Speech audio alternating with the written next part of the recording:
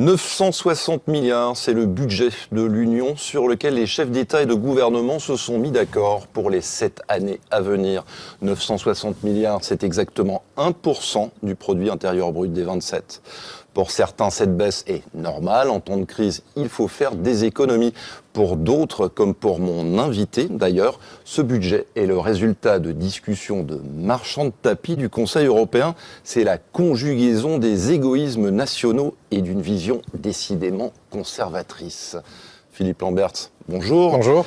Les 2 dernières phrases, je suppose que vous les avez retenues. Ah oui, je absolument. Les ai pas inventées. Elles sont de vous, elles sont sur votre site. Absolument. C'était votre réaction après la fin du Conseil européen. Exactement. Donc c'était clairement une phase d'énervement pour vous, très rapidement. Mais oui, à la fois ce n'est pas surprenant, mais c'est scandaleux. Enfin, c'est de nouveau la conjugaison des égoïsmes nationaux qui prime. Et moi je suis d'accord, il faut faire des économies. On est dans une situation où chaque euro d'argent public doit être dépensé à meilleur escient. Et notre thèse, c'est que c'est en dépensant ensemble qu'on en a le plus pour notre argent. Et au même moment, ce que les États membres décident, c'est de faire exactement l'inverse. On va y revenir dans le détail, un peu ce qui est faisable, ce qui n'est pas faisable.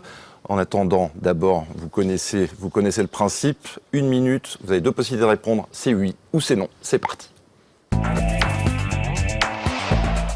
Philippe Lamberts, on y vient. 960 milliards, c'est selon vous un manque d'ambition politique, vous confirmez ? Oui. Vous acceptez ce résultat ? Non. Donc vous allez demander aux 27, à Angela Merkel, à François Hollande, M. Cameron, un ticket pour Bruxelles, vous revenez vous asseoir ? Absolument, et c'est la position de tout le Parlement, donc pas seulement des Verts. D'accord, donc tous les grands groupes du Parlement dont le vote l'ont annoncé, nous n'accepterons pas ce budget, c'est clair.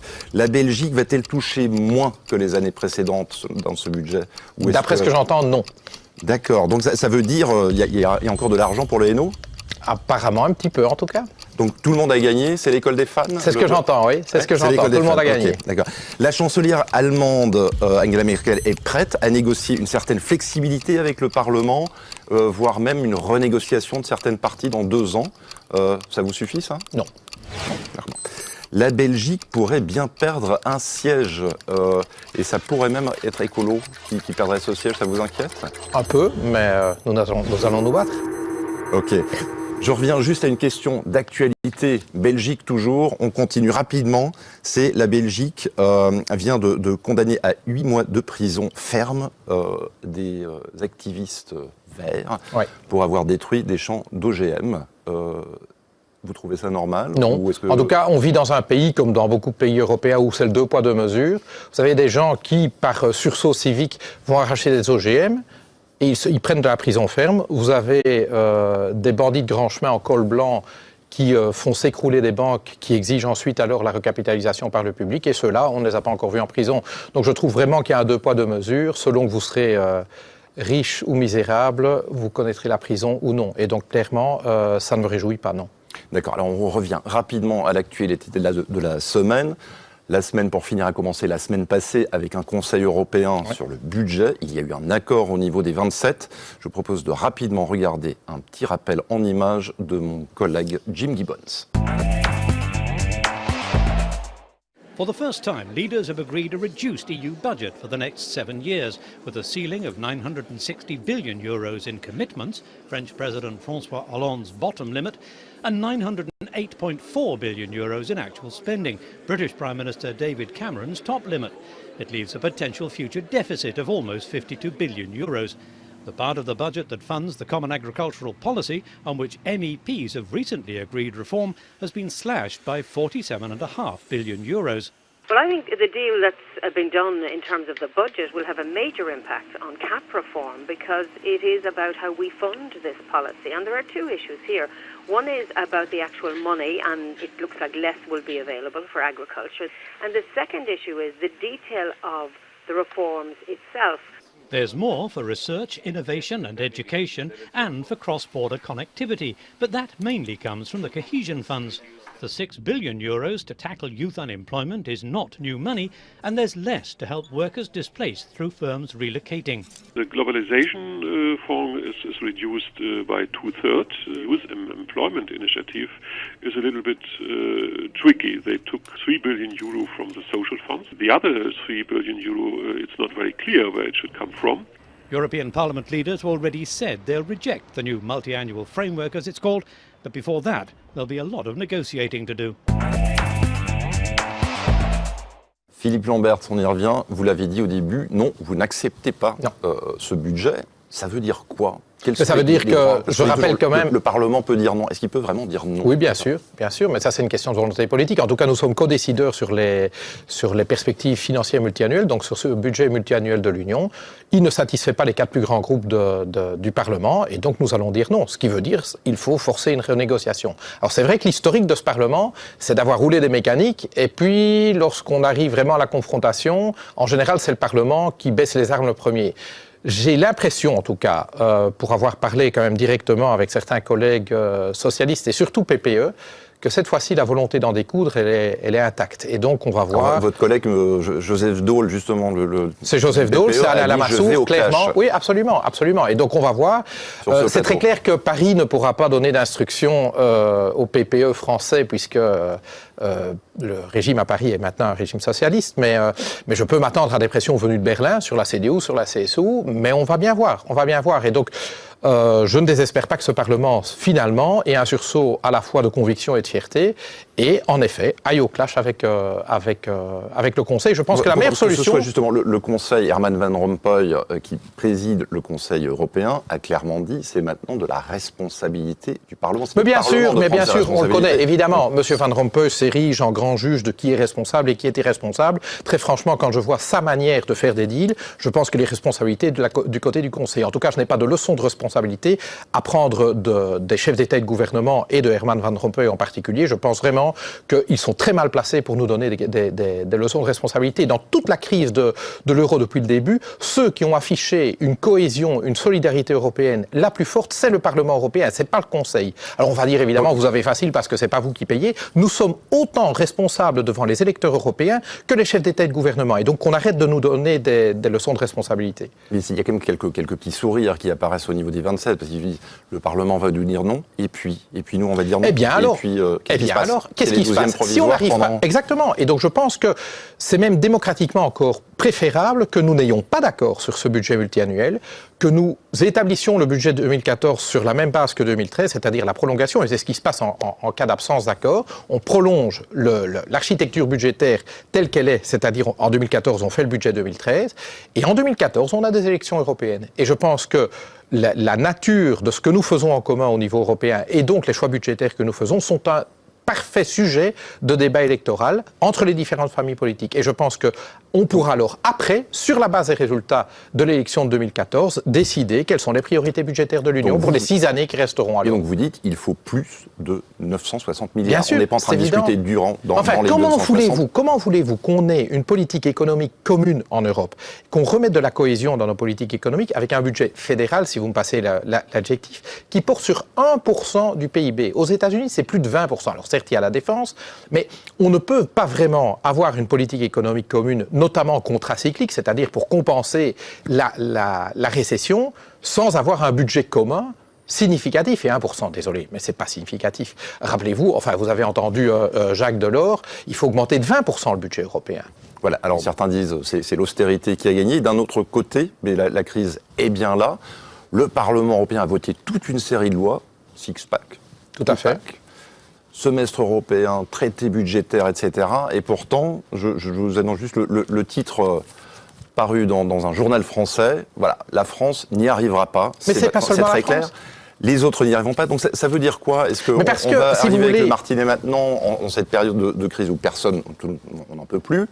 Mais la pensée unique vous dit, pratiquez l'austérité de manière simultanée partout et vous verrez, la pilule est un peu amère, mais demain ça ira mieux. Le problème c'est que chaque fois qu'on se réveille le lendemain, les choses sont pires. Pourquoi? Parce que ces gens ignorent non seulement la science économique, qui vous dit, quand on pratique des politiques récessionnistes partout, eh bien, on obtient une récession accélérée. Et la réalité, ils ne veulent pas regarder à la réalité. Eh bien voilà, les Échos nous disent la France se trouve demain dans une situation pire qu'elle n'était hier. D'accord, mais maintenant, je reviens alors rapidement à la première discussion. Le budget, dans la pratique, dans l'agenda, c'est quoi? Vous voyez au mois de juillet, théoriquement, vous êtes censé avoir un verdict. Tout à fait. Et le verdict Alors, je pense sera qu'on peut déjà donner le verdict maintenant. Je pense qu'il ne serait pas mauvais que dès le mois de mars, le Parlement envoie un signal qui est un signal négatif, en disant pour nous, ça ne passera pas, pour alors engager des négociations avec le Conseil. Eh bien, chiche, on vous retrouve sur ce plateau au moment où on ira au clash, comme je répète ce qu'a dit Joseph Daul, et on va voir si c'est réellement ça qui va se passer. Voilà, merci beaucoup Philippe Lamberts. Avec plaisir. Quant à nous, on se retrouve dans quelques instants. La seconde partie de cette émission a été enregistrée lors de la session parlementaire de février à Strasbourg. On y parlera divorce transfrontalier et mariage homosexuel en Europe. Merci beaucoup et au revoir. Au revoir.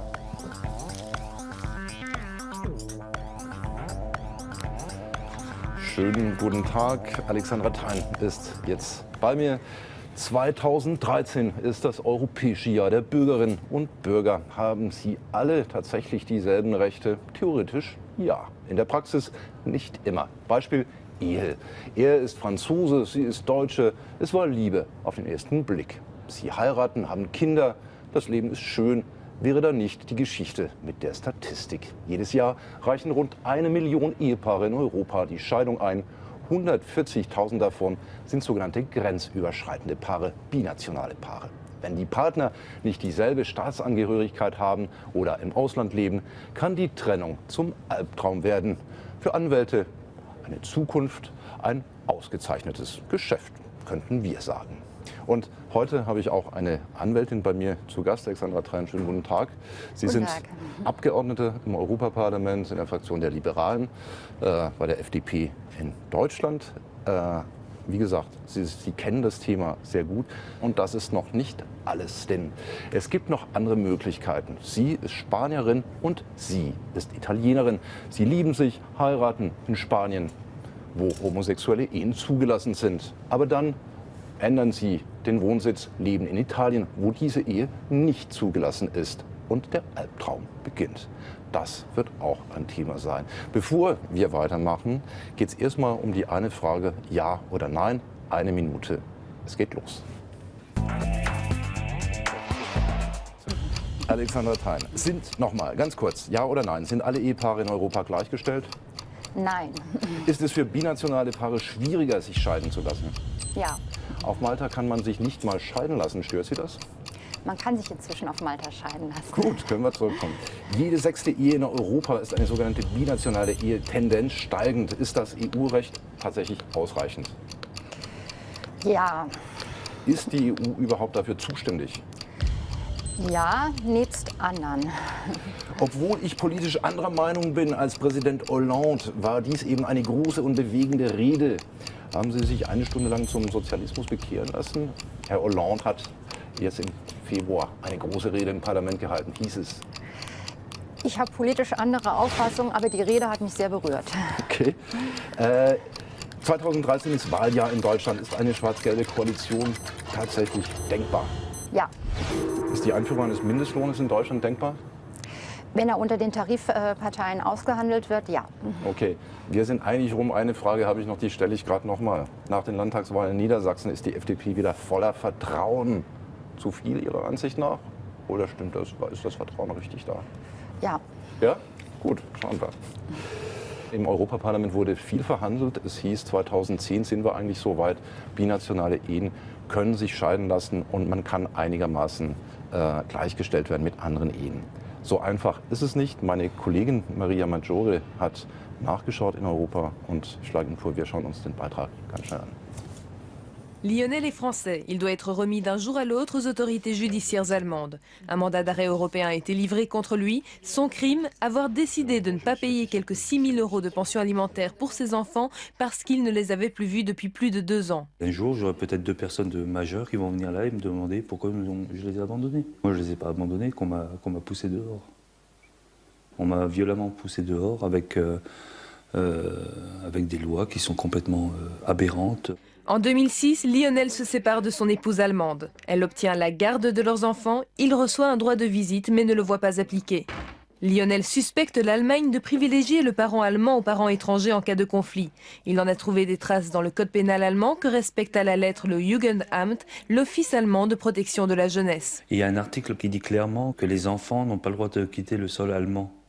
Sinon, il y a enlèvement qui va totalement à l'encontre des accords de Schengen. L'Allemagne et le Jugendamt privilégieront la relation État-enfant contre la relation parent-enfant. Ça veut dire un parent étranger, aussi aimant qu'il soit, n'aura aucun droit face à l'État. Roberta et Chiara habitent à Ferrara, au centre de l'Italie. Elles se sont mariées à Barcelone et ont eu 2 enfants, car en Espagne, 2 femmes peuvent se marier et adopter. Mais Chiara, qui n'est pas la mère biologique, est tombée gravement malade et cette famille a dû retourner vivre en Italie. D'un seul coup, tous les droits de Chiara n'ont plus été reconnus. En Italie, où les unions homosexuelles n'existent pas, Chiara est devenue une étrangère pour ses filles vis-à-vis de l'administration. Grossissima ingiustizia e soprattutto il fatto che in uno Stato abbiamo tutto, in un altro cambi Stato e ti tolgono la famiglia, ti tolgono i diritti, ti tolgono tutto. In un momento puoi fare, sei genitore, nell'altro Stato ti chiamano mamma, ma alla fine non puoi portarli in ospedale, non puoi fare niente per loro. È qualcosa che va al di là della Chiesa o di qualsiasi forma di restrizione culturale o sociale, quindi questa è una marea che travolgerà anche l'Italia, con i ritmi dell'Italia, nel senso che sono molto più lenti rispetto a quelli di altri paesi. Il brutto è che appunto in questi tempi intanto le persone comunque soffrono. Alexandra, Fall Nummer 1, es war eine deutsch-französische Ehe. Sie ist in die Brüche gegangen. Heute gibt es eigentlich nur Probleme. Das ist nicht der einzige Fall, den wir da hatten als Möglichkeit. Wie ist es eigentlich tatsächlich heute? Welche Rechte haben? Wo sollte man sich eigentlich ganz kurz scheiden lassen? Wo ist es einfacher, sich scheiden zu lassen? Wo sind die Rechte tatsächlich gleichgestellt? Gibt es überhaupt so eine Lösung? Das haben wir ja gerade versucht zu vermeiden, dass man sich sozusagen für die Scheidung das Land aussucht, wo man sich am meisten von erwartet. Also das kann es jetzt nicht sein, weil das bedeutet im Endeffekt, dass derjenige, der beweglicher ist, also der vielleicht jetzt nicht für die Kinder zu sorgen hat, einfach in einen anderen Mitgliedstaat zieht, das sogenannte Forum-Shopping, um dort vor ein Gericht zu gehen, wo er sich mehr erwartet. Das wollen wir verhindern. Wir wollen eigentlich erreichen, dass die Leute da, wo sie zuletzt gelebt haben oder wo auch jetzt natürlich in dem Fall die Kinder sind, dass dort dann das Gerichtsverfahren stattfindet und auch eine Entscheidung gefällt wird. Sind Sie hier im Europaparlament irgendwie dran, etwas zu entwickeln, damit solche Fälle eigentlich vereinfacht werden? Wir sind ja im Moment daran, das gesamte Familien- und Erbrecht sozusagen neu zu regeln. Und zwar bei den grenzüberschreitenden Fällen nur hinsichtlich der Frage, vor welchem Gericht muss man eigentlich klagen, weil das war auch schon vorher streitig.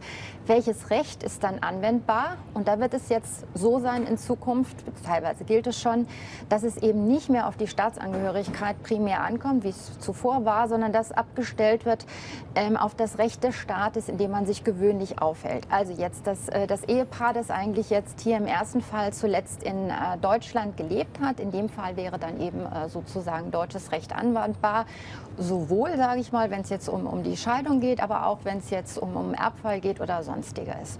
Und dann natürlich auch noch zu regeln, dass wenn eine Entscheidung durch ein Gericht gefällt wurde, dass der andere Mitgliedstaat die Entscheidung dann auch anerkennt und vollstreckt, weil da gibt es natürlich auch Probleme. Teil 2 der Reportage, homosexuelle Ehe. Es war in Frankreich im Januar die große Debatte, im Februar dann tatsächlich abgestimmt. Wie ist es heute in Europa? Es ist ja nicht in jedem Land möglich. Wir haben die Scheidung, das in Malta auch, haben Sie gesagt. Wie ist es für homosexuelle Paare? Gibt es tatsächlich das Recht? Sind sie überall gleich? Nein, sind sie nicht. Aber wie kann es auf europäischer Ebene funktionieren, Ihrer Ansicht nach? Da haben wir das Problem, dass, wie ich schon sagte, dass eben bei der Scheidungsverordnung nicht alle Mitgliedstaaten sich beteiligen. Es nehmen nur 15 Mitgliedstaaten teil. Das Problem ist bei den homosexuellen Paaren, sie können natürlich von der europäischen Ebene aus Mitgliedstaaten nicht zwingen mitzumachen. Weil wir haben hier im Familienrecht das Einstimmigkeitsprinzip. Die Staaten, die sozusagen homosexuellen Ehe oder auch eingetragene Partnerschaft nicht anerkennen wollen, können nicht gezwungen werden, dies zu tun.